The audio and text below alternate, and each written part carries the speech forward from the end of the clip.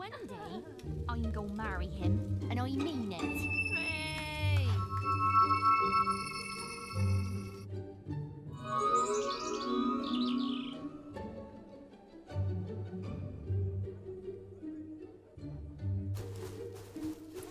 Oh, now, closing!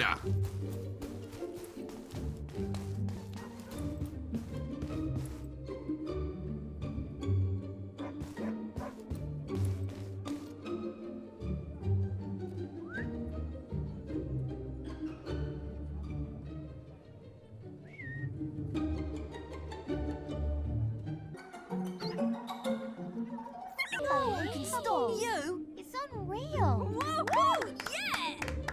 Come on! Stupid name. I'll fight anyone!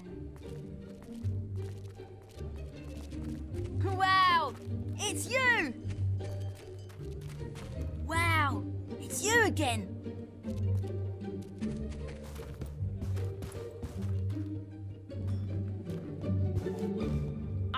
Do you have a donation there, hero?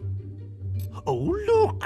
How to make friends. Just the thing to teach the children some manners. Ah, it lifts one's spirits to see a hero take such a keen interest in education.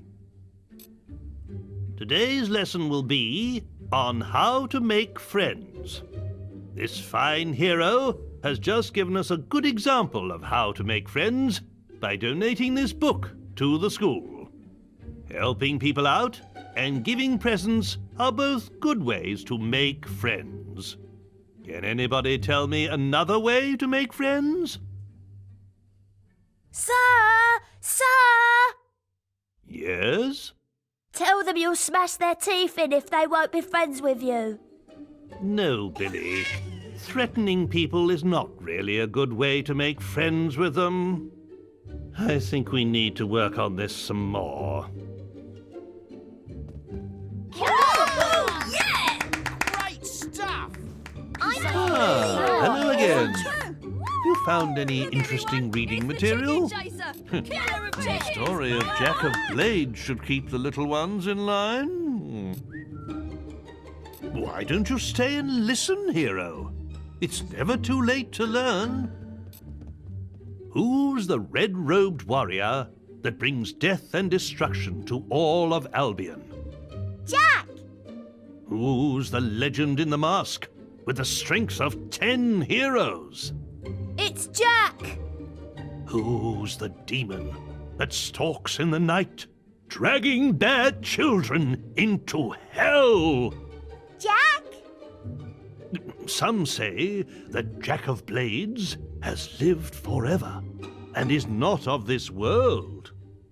But there are those who claim it is not Jack, but his mask that we should fear, and that many men have worn it over the centuries. Whatever the truth, he is not someone to be crossed. Any books for us today, hero? Ah! The Trials of Arkan, a classic tale. Must be rather disturbing for you, I would have thought. Thank you, hero. I'm sure we can put this to good use.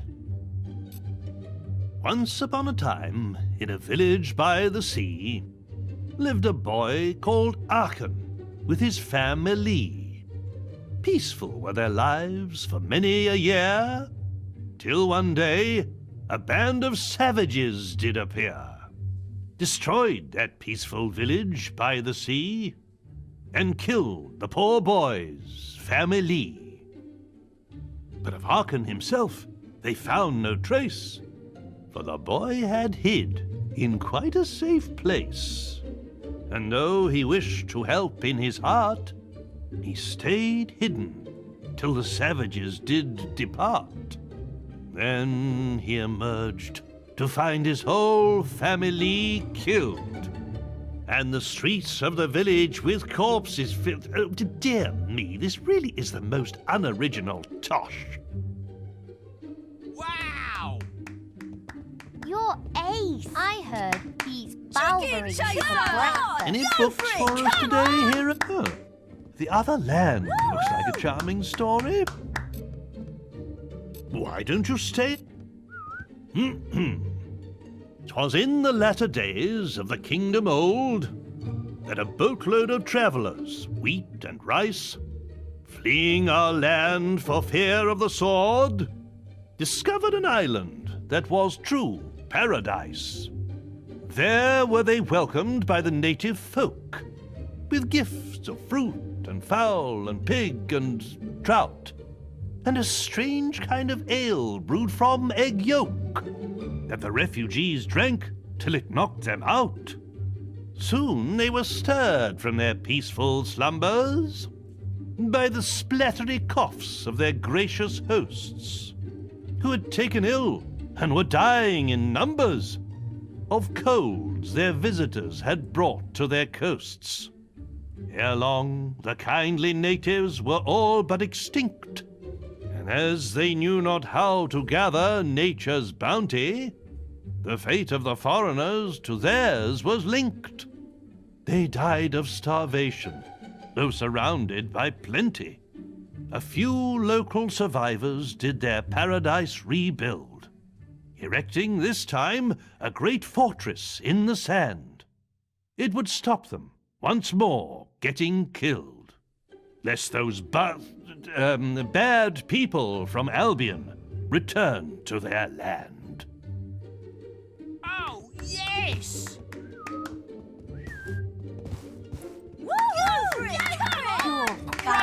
Ah, hello again. Why, this book would be perfect. Chicken chaser. I've yet to meet a child who Stupid isn't name. fascinated by dragons. Stupid hair. Thank you, Hero. I'm sure we can put this to good use. A long time ago, well before the age of the Old Kingdom, the skies of Albion were full of fearsome, majestic dragons.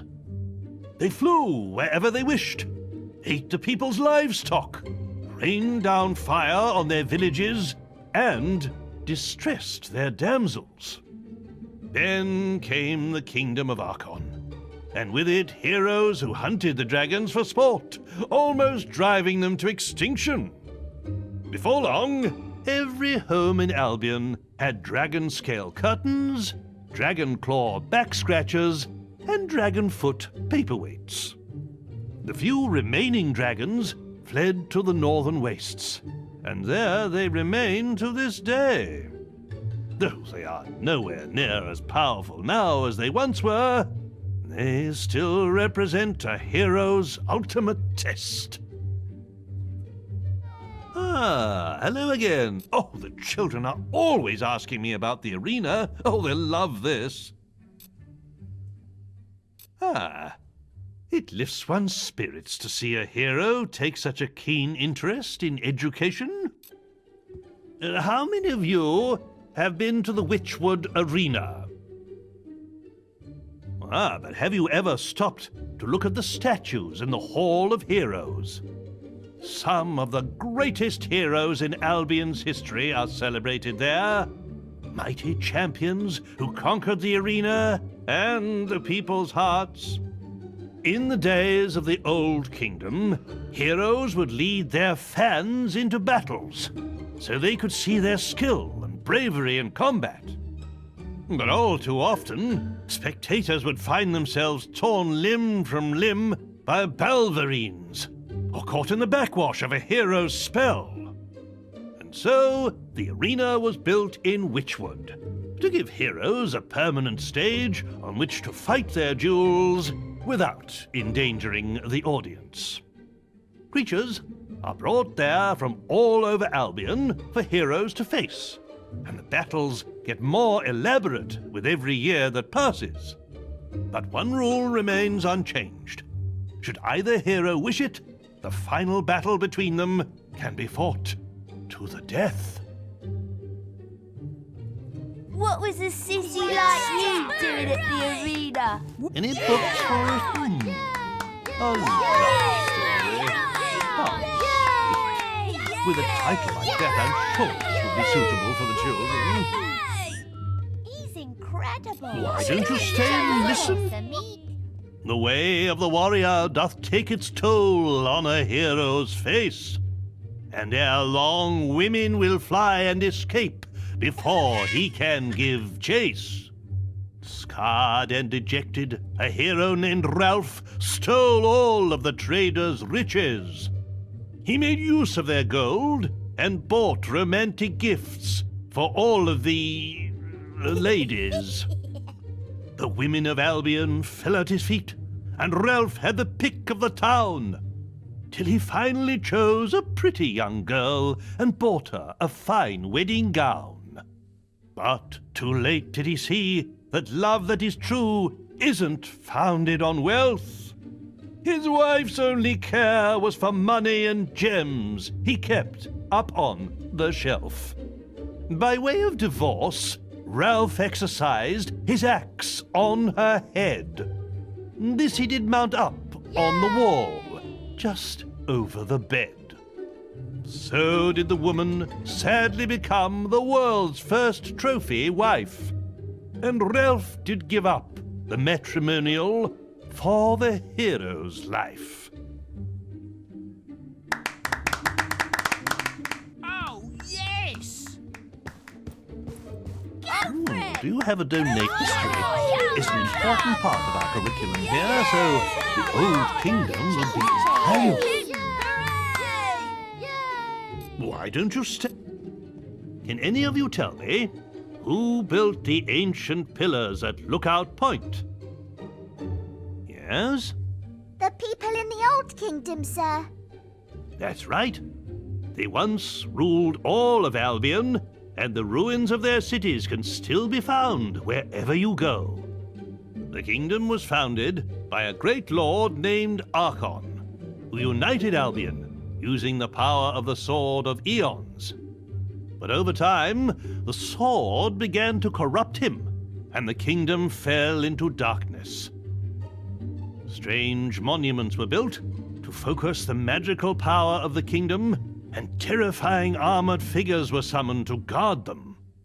But at the very height of its power, the old kingdom collapsed, and Archon and his sword disappeared.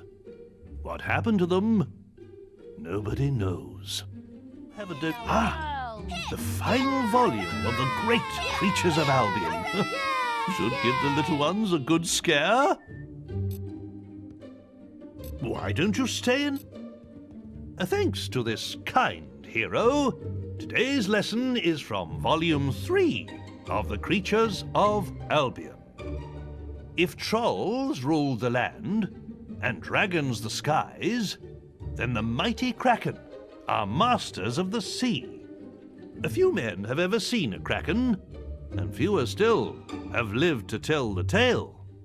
Since before the times of the Old Kingdom, these terrifying creatures have lurked in the seas that surround Albion. Their tentacles can grow to be over 100 feet long and are strong enough to crush a ship like kindling. A brave sailor once drove away a kraken by hacking off one of those gargantuan tentacles. But to kill one of the beasts, oh, that would truly be a heroic task. You have done our school such a great service. I don't know if we can ever adequately repay you. I do have a little something, and, well, I know it's not much, but the children think you'll love it. We used it in our production of The Mage's Apprentice, I'm the queen of but it was a blades, little I am. large for our particular actors. Ah, hello again. What's this?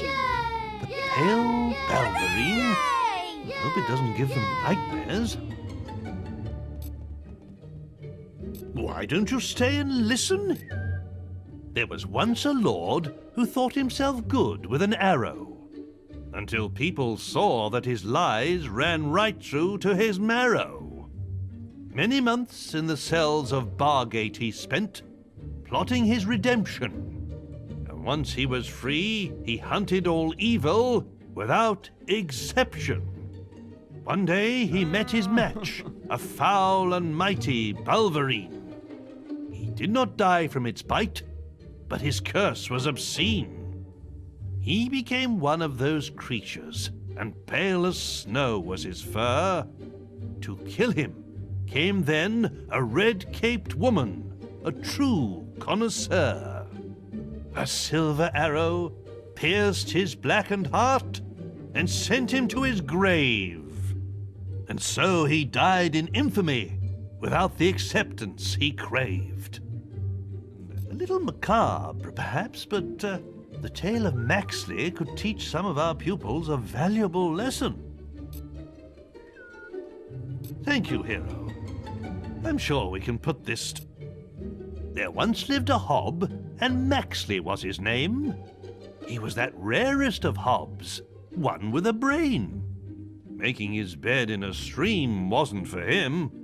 He'd rather live in a village, there among men. One day he decided to travel to town. He slew a great noble and put on his gown. In Bowerstone by all was he complimented, and though short of stature, he stood proud and erected. Goodness me. But Maxley forgot what he was and grunted hello. And when the men heard his voice, all they did know. They called out for guards, who lopped off his head. It stuck on a spike, dumb and ugly and dead. So when you're about to open your mouth, remember Maxley the hob, for it's better to be thought an idiot than to be killed by a mob. Volume 2 of The Creatures of Albion. Could prove useful in our biology lessons.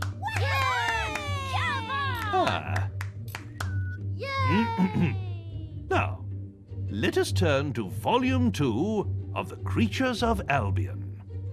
Trolls are an ancient race formed from the rock and soil in which they were born. They have the strength of many men and can withstand all but the mightiest of blows. Get too close, and they will jump onto the ground with such force that the shockwaves can shatter a man's bones. But trolls are also slow, lumbering creatures and rarely move. So, if ever you see one, your best hope is to run away. If you're lucky, you won't be crushed to death by the boulders they throw after you.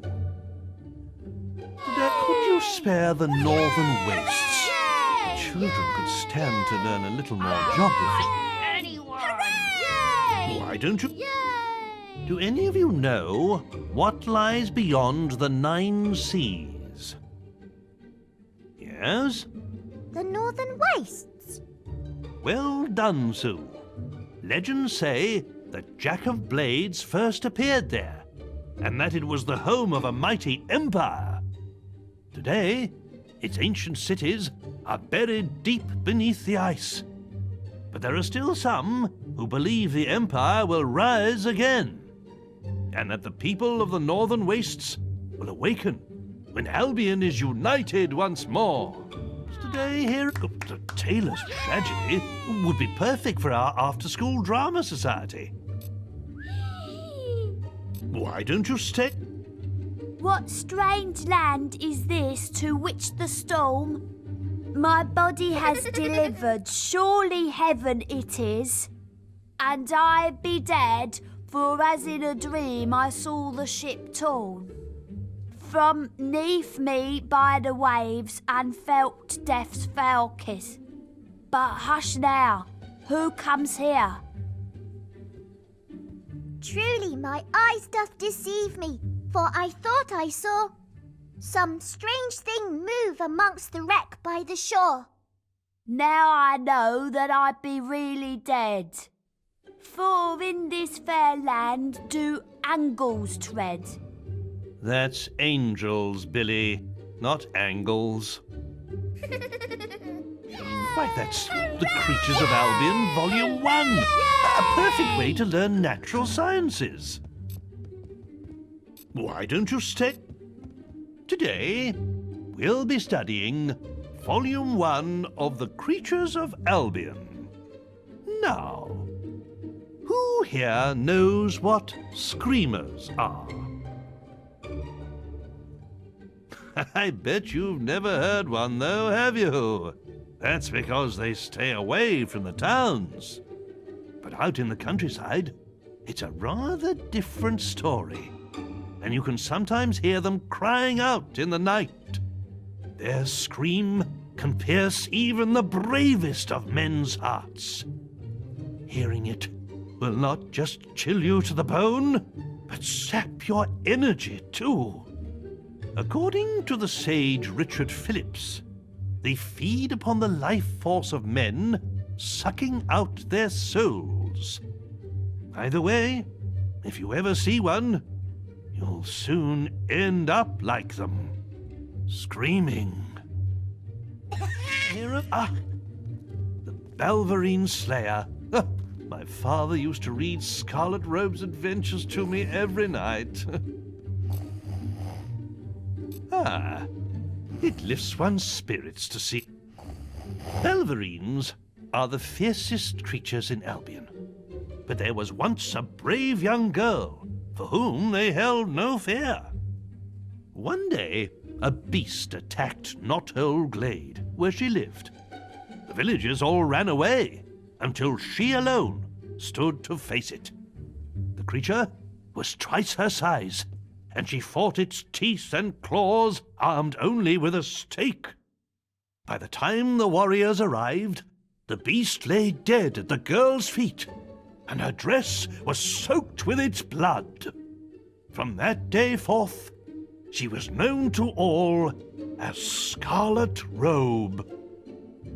As she grew older, she became a great hero, driving the evil Balverines from much of Albion and competing in the Witchwood Arena.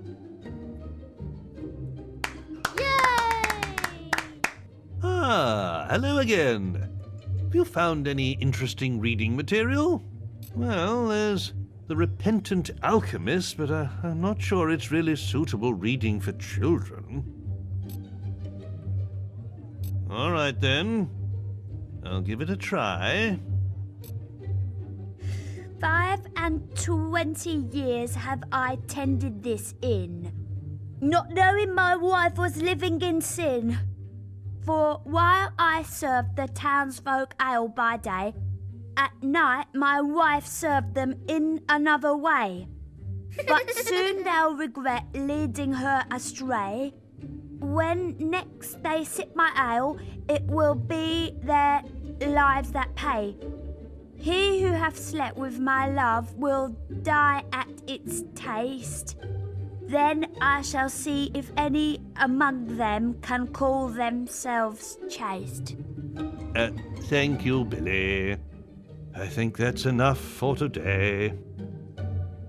Do you have a donation there, hero? Oh my.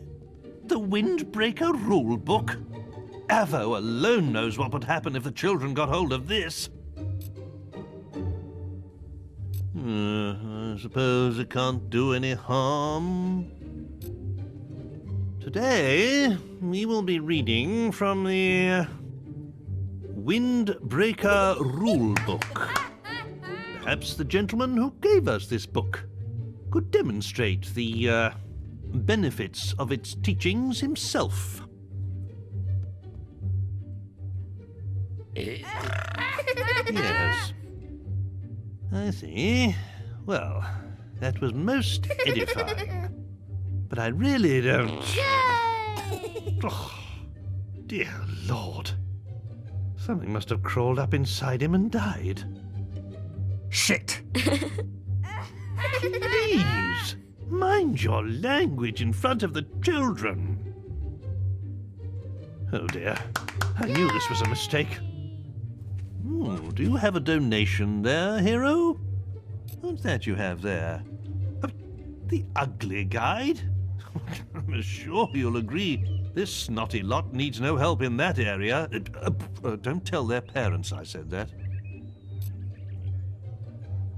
All right, then. I'll give it. Today's lesson is from the Ugly Guide, which this hero has donated to our school. For some reason. Now, what do you think makes a person look ugly? Having stupid hair. That's right. Certain haircuts can make a person less attractive, as can some forms of facial hair, especially on a woman. Any other ideas? Eating too much. Very good. That's why everybody in Albion has such a perfect waistline, from the greatest hero to the lowliest beggar. Except for Jenna from Orchard Farm, of course. She used to be but a slip of a girl, but now... that woman certainly likes her cider. Anyway, that concludes our lesson for today. Ah, hello again. Have you found any interesting reading material? I suppose You Are Not a Bad Person might come in useful one day. I really hope the children won't need its advice, though. Well, if you think that's wise, hero. Today, we will be looking at You Are Not a Bad Person. It seems this hero has studied the book in great depths already. But perhaps one of you can tell me how you can make yourself less scary. Wear a pretty dress. That's right. A person's clothes say a lot about them. And wandering around town dressed in dark leather or chainmail can frighten people. Any other ideas? Don't wear anything at all. Well, that might make you look more silly than scary. I'm not too sure men running around naked inspire much confidence. Perhaps we should see what the book has to say on this matter. The raising of Oakvale is a fascinating topic. Come on! But this book may be a little graphic for children their age, don't you think? Go for it! Come on! Well, Come on! if you think that... Today we'll be reading from the Oakvale Raid. Some of you may find what you're about to hear disturbing. I was playing with my teddy bear Rosie when the bandits attacked. The kind boy from up the road had just rescued her from my brother. I didn't know then I would never see them again. It was the screaming that told me they were coming, and I hid under an old cart. From there, I saw the bandits kill all my friends and burn everything I called home. I wanted to help them, but I was so scared I couldn't move. Maybe we should finish this book some other time. In 10, 15 years, perhaps? Oh, what's this? Eyes of a killer? Go for it! Yes, well, strictly speaking, we try not to raise any murderers in our school. I suppose it can't do any harm. Real. Look at me! Now, I really hope none of you follow the teachings of this book, but nevertheless, you should learn to recognize the signs of evil. There are many ways a person can instill fear in others, such as covering one's body in tattoos and wearing dark clothes. But a truly scary person is able to express his evilness through actions alone. Let's see how this works. A hero. Would you regale us with an evil sneer, perhaps? Yeah. Yes. Very effective. Now, according to this book, you can also make yourself scary by performing terrible crimes, such as killing innocents. But I think we'll leave that chapter for another day. Now then, class, let's all say thank you to the nice hero. Do you have a donation there, hero? I'm sure the tale of Twin Blade is quite interesting, but I'm not sure a bandit is a good role model for our pupils, though. Well, Twin Blade was once a great hero. A giant of a man, his swords were feared throughout Albion. But at the height of his fame, he abandoned the guild, deciding he had no need to earn gold through quests. He could simply take it. And so, he left for the woods and became a bandit. Over the years, he united the feuding bandit clans until he became their king. He built a vast fortified camp, hidden near Oakvale, and plundered the passing traders as he desired. He was as renowned and feared as he ever was, and now had no guild constraints to hold him back. Sir, what happened to Twin Blade? He was defeated in a duel by this brave hero who spared his life. But no king can face such a defeat and keep his crown, not even among bandits.